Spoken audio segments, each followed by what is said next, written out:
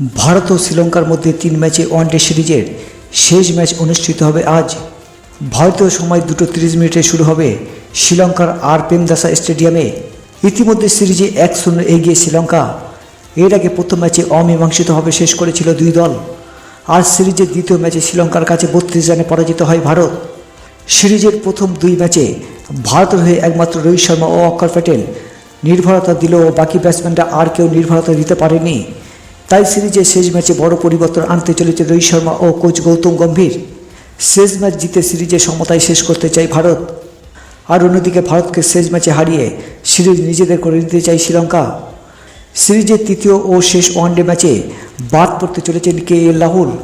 এবার তার জায়গায় দলে অন্তর্ভুক্ত হতে পারে ঋষভ পান্ত। সিরিজে 2 ম্যাচে ব্যর্থ হন তিনি। সিরিজের প্রথম ম্যাচে 31 রান করেন আর দ্বিতীয় ম্যাচে 0 রানে আউট হন তিনি। তাই সিরিজের শেষ ম্যাচে ঋষভ পান্ত কামব্যাক হতে পারেন।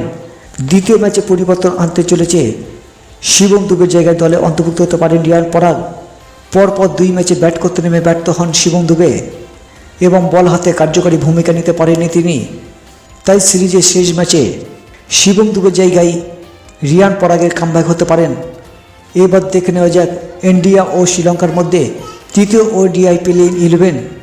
ভারতীয় দল: রোহিত শর্মা অধিনায়ক, শুভমান গিল সহ অধিনায়ক, বিরাট কোহলি, শ্রেয়াস আইয়ার, ঋষভ পন্ত উইকেটরক্ষক, রিয়ান পরাগ, অশ্বিন সুন্দর, অক্ষর প্যাটেল, কুলদীপ যাদব, মোহাম্মদ সিরাজ ও অর্শদীপ সিং। শ্রীলঙ্কা দলের সম্ভাব্য প্লেইং 11: পাতুম নিশাঙ্কা, আবিষ্কা ফার্নান্দো, কুশল মেন্ডিস উইকেটরক্ষক, সাজিরা সামার বিক্রমা, চারিত আসালঙ্কা অধিনায়ক, কামিন্দ মেন্ডিস, জেনিত লিয়ানাজে, দুনিত ভেলাগ, আকিলা ধনঞ্জয়, আসিদা ফার্নান্দো ও জেফরি ভান্ডারসে।